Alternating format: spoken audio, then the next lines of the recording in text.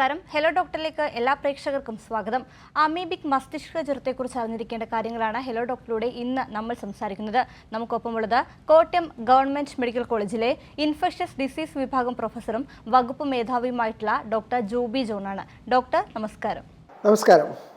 Doctor, എന്താണ് ഈ amoebic മസ്തിഷ്ക ജ്വരം എന്ന് പറയുന്നത്? ഇത് എങ്ങനെയാണ് തലച്ചോറിനെ ബാധിക്കുന്നത്?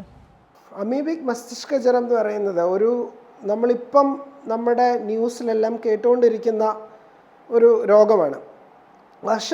കുറേ വർഷങ്ങളായിട്ട് കുറേ നൂറ്റാണ്ടുകളായിട്ട് നമ്മൾക്ക് അറിയാവുന്ന ഒരു രോഗമാണിത്.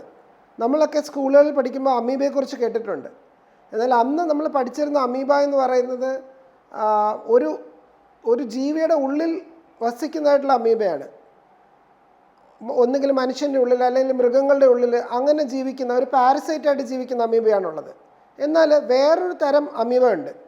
ആ അമീബ ഫ്രീ ലിവിങ് അമീബയാണ്. അതായത് അതിന് വേറൊരു ജീവിയുടെ സഹായമില്ലാതെ വെള്ളത്തിലും മണ്ണിലും ഒക്കെ ജീവിക്കാൻ കഴിയുന്ന തരം അമീബയുണ്ട്. ഇങ്ങനത്തെ അമീബകൾ ഉണ്ടാക്കുന്ന മസ്തിഷ്ക ജ്വരത്തെയാണ് നമ്മൾ അമീബിക് മസ്തിഷ്ക ജ്വരം എന്ന് വിളിക്കുന്നത്. പ്രധാനമായിട്ടും 5 പ്രധാന ജീനസുകളാണ് ഇതിനുള്ളത്.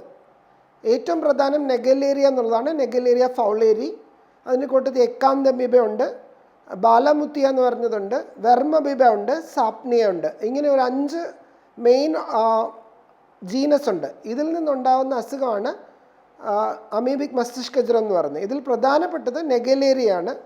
നെഗലേറിയ നമ്മുടെ മൂക്കിൻ്റെ ഉള്ളിലുള്ള പാളികളിൽ കൂടെ തലച്ചോറിനുള്ളിലെത്തുകയും അത് തലച്ചോറിനെ ഉള്ളിലെത്തിക്കഴിഞ്ഞാൽ തലച്ചോറിൻ്റെ കോശങ്ങളെ നശിപ്പിക്കുകയും ചെയ്യുന്ന സ്ഥിതിയാണ് ഉണ്ടാവുന്നത്.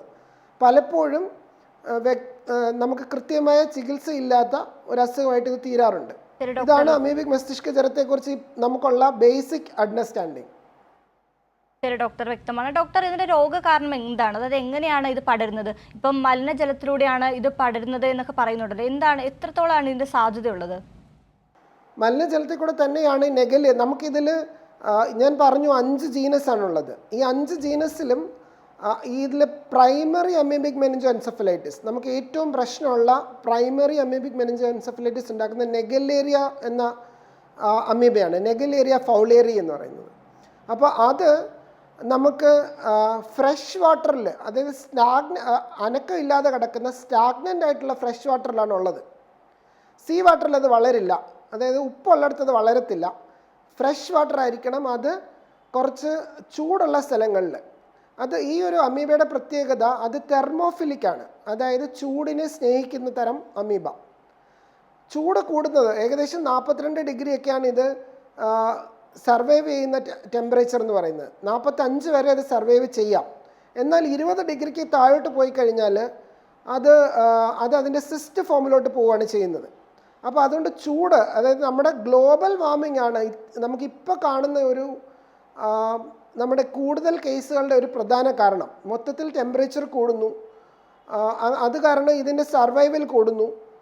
അപ്പോൾ അത് കാരണം അങ്ങനത്തെ വെള്ളവുമായിട്ടുള്ള കോണ്ടാക്റ്റ് വരുന്നവർക്ക് ആ വെള്ളത്തിൻ്റെ കോണ്ടാക്റ്റ് നമ്മുടെ തലച്ചോറിൻ്റെ ഉള്ളിലെത്തണം. അതുള്ളതിനുള്ള മാർഗം നമ്മുടെ ശരീരത്തിൻ്റെ തലച്ചോറിൻ്റെ ഭാഗത്തൊരു ഒരു എല്ലിൻ്റെ പാളിയുണ്ട്, ക്രിബ്രിഫ്രോം പ്ലേറ്റ് എന്ന് പറയുന്നത്. ചില ആൾക്കാരുടെ ഉള്ളിലൂടെ, എല്ലാവരിലും ഇല്ല, ചില ആൾക്കാരിലൂടെ ഇത് തലച്ചോറിനുള്ളിൽ എത്തുന്നു.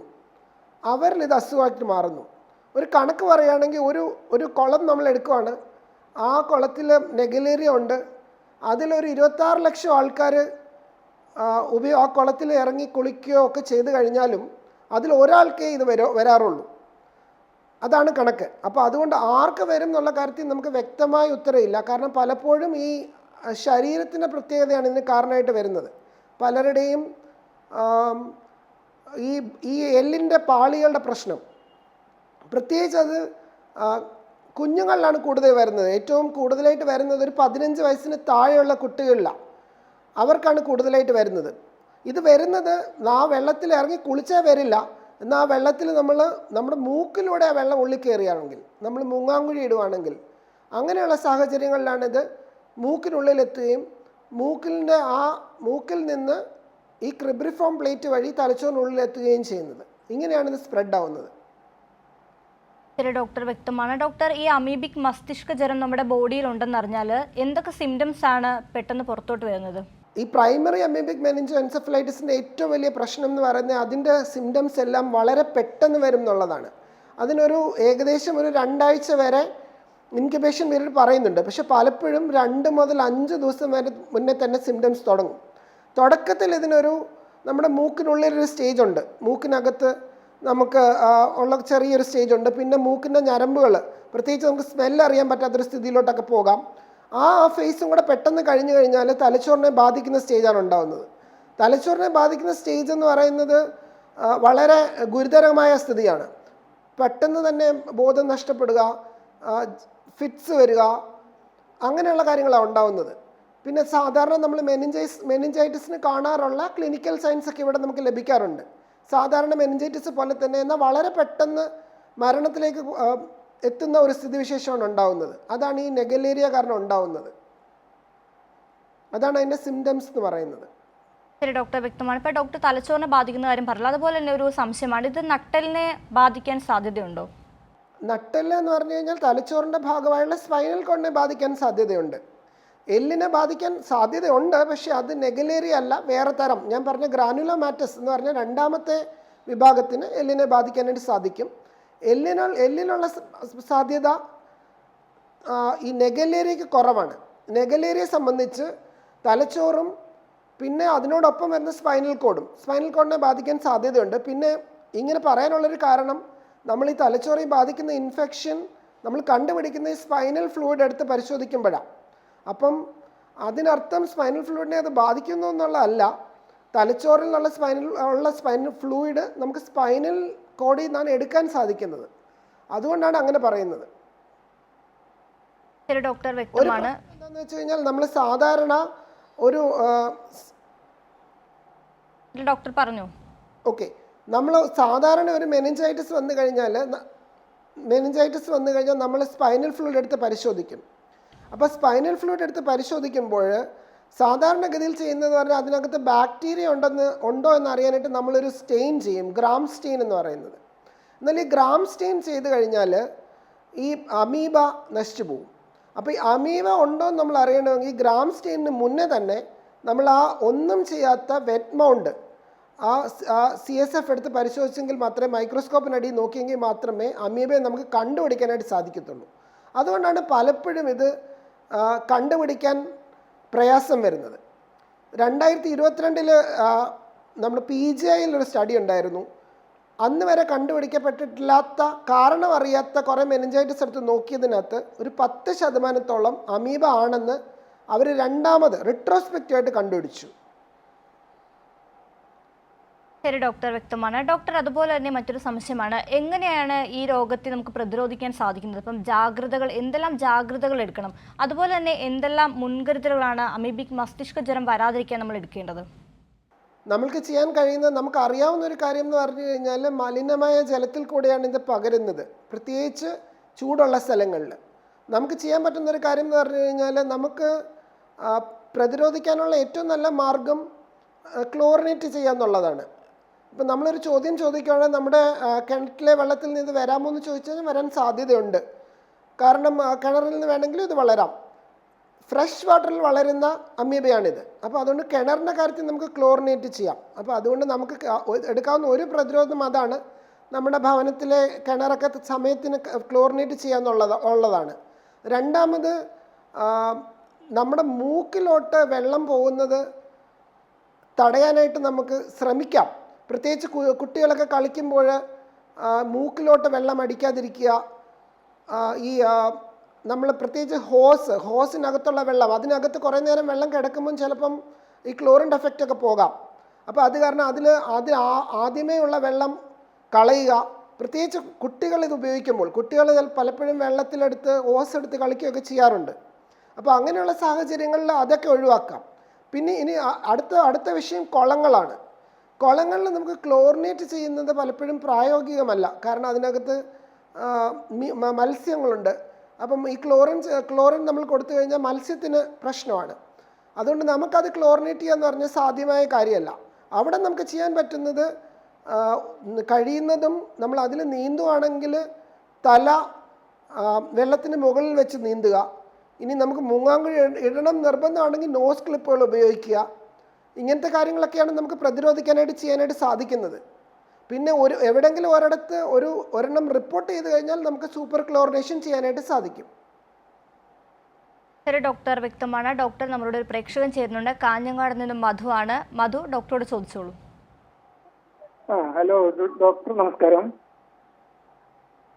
എനിക്ക് അറിയേണ്ടത് ഇത് തന്നെയായിരുന്നു.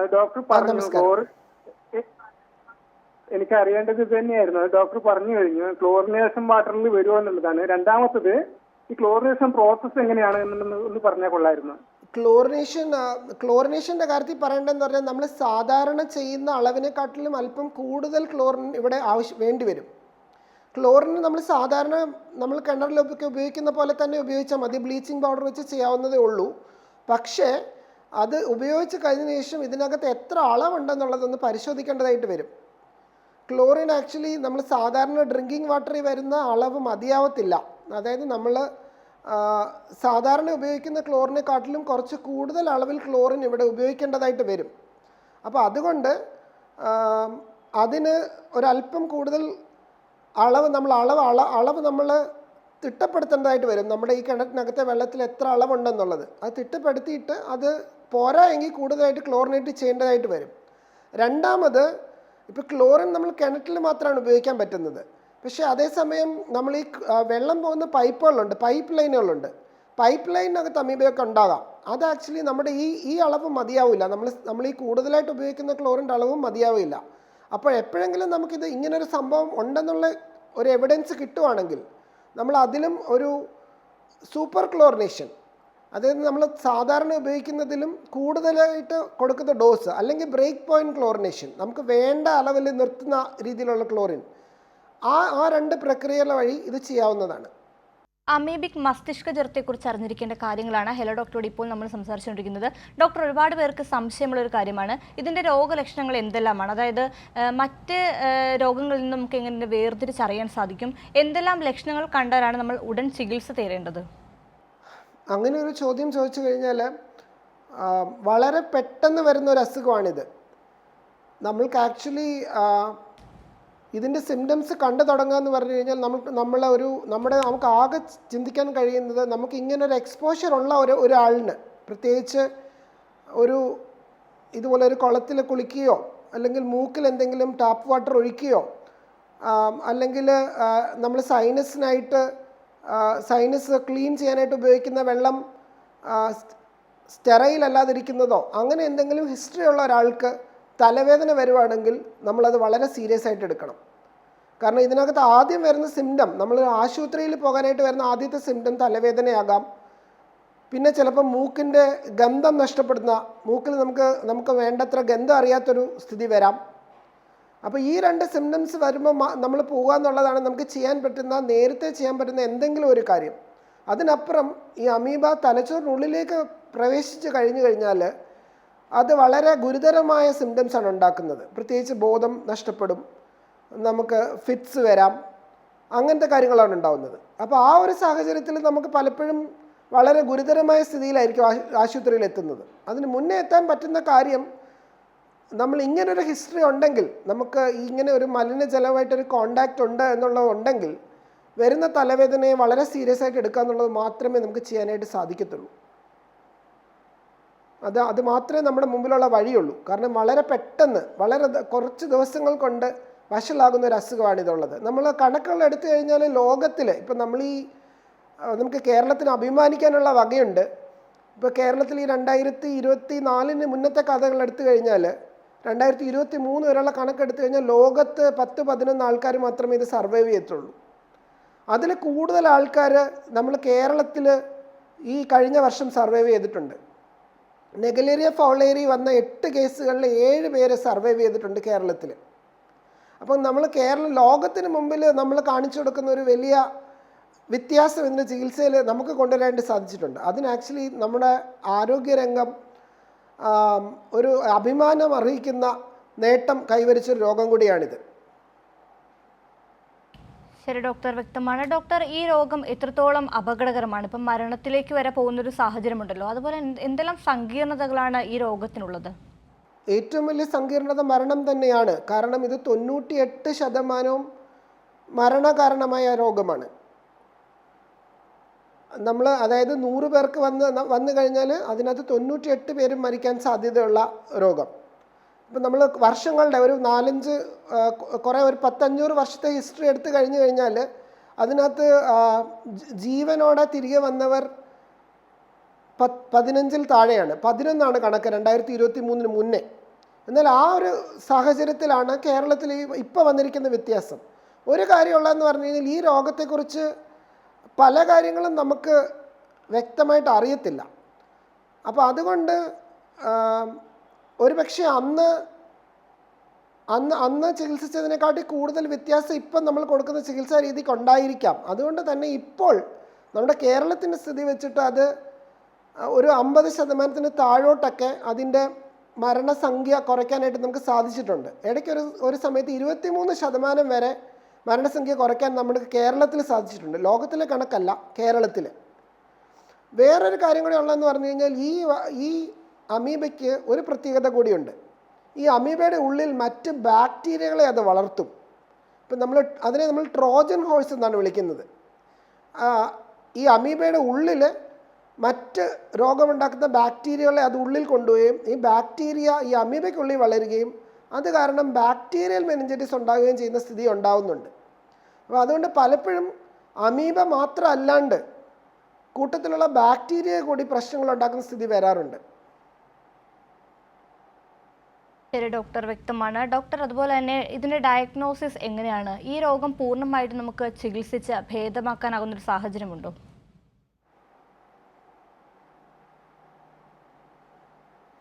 ഡയഗ്നോസിസ് ഞാൻ നേരത്തെ പറഞ്ഞതുപോലെ നമ്മൾ സ്പൈനൽ ഫ്ലൂയിഡ് എടുത്ത് പരിശോധിക്കുക എന്നുള്ളതാണ്. നമ്മൾ ലംബാർ പങ്ക്ചർ ചെയ്തിട്ട് സ്പൈനൽ ഫ്ലൂയിഡ് എടുക്കുന്നതിനകത്ത് ഏറ്റവും പ്രധാന കാര്യം എന്ന് പറഞ്ഞാൽ എത്രയും പെട്ടെന്ന് അത് പരിശോധിക്കുക എന്നുള്ളതാണ്. കാരണം ഇത് നമ്മൾ അല്പസമയം കഴിഞ്ഞ് കഴിഞ്ഞാൽ ഈ അമീബ ചത്തുപോകും.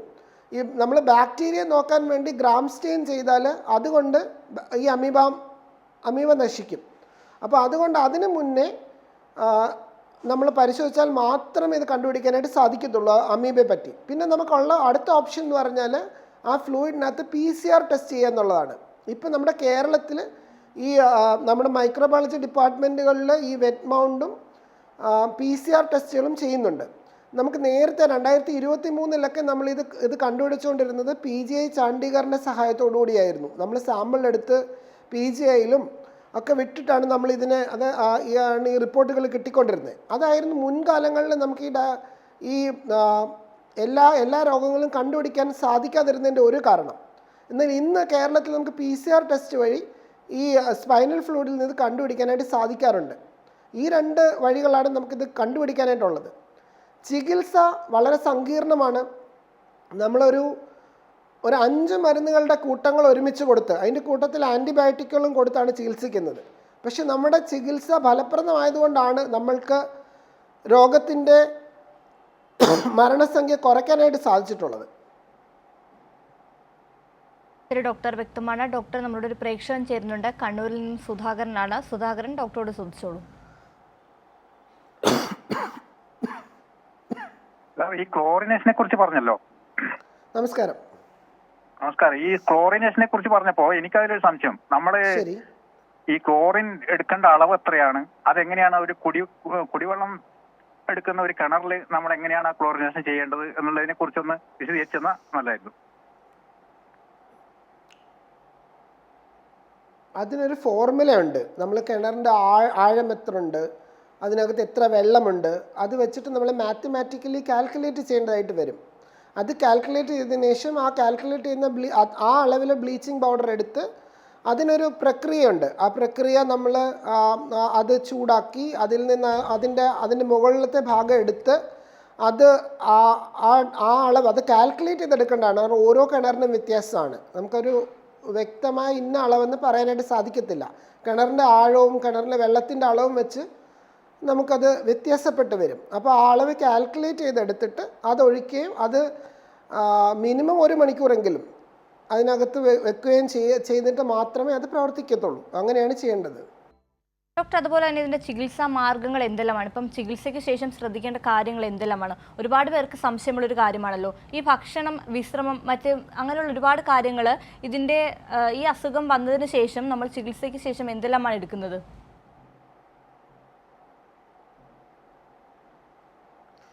ഇതിൻ്റെ ചികിത്സയിൽ നമ്മൾക്ക് 2024 മുന്നേ വരെ ഒരു പ്രധാനപ്പെട്ട മരുന്ന് ഇന്ത്യയിൽ അവൈലബിൾ അല്ലായിരുന്നു, മിൽറ്റിഫോസിൻ എന്ന് പറയുന്നത്. ഇപ്പം നമ്മൾ കണക്കുകളൊക്കെ എടുത്ത് നോക്കുകയാണെങ്കിൽ ലോകത്തിൽ പല ഭാഗങ്ങളിലും ഈ രോഗം വന്ന ആൾക്കാർ സർവൈവ് ചെയ്തത് മിൽറ്റിഫോസിൻ എന്ന് പറഞ്ഞ മരുന്നും കൂടെ ചേർത്ത ട്രീറ്റ്മെൻറ്റ് കൊടുത്തപ്പോഴാണ്. ഇപ്പം 2024 നമ്മൾ ഗവൺമെൻറ്റിൻ്റെ ഇടപെടലിൻ്റെ ഭാഗമായിട്ട് മിൽറ്റിഫോസിൻ കേരളത്തിൽ അവൈലബിളായി. അപ്പോൾ അതും കൂടെ കൊടുത്ത് നമ്മൾ ഉപയോഗിച്ചതിന് ശേഷമാണ് നമുക്കും ഒരു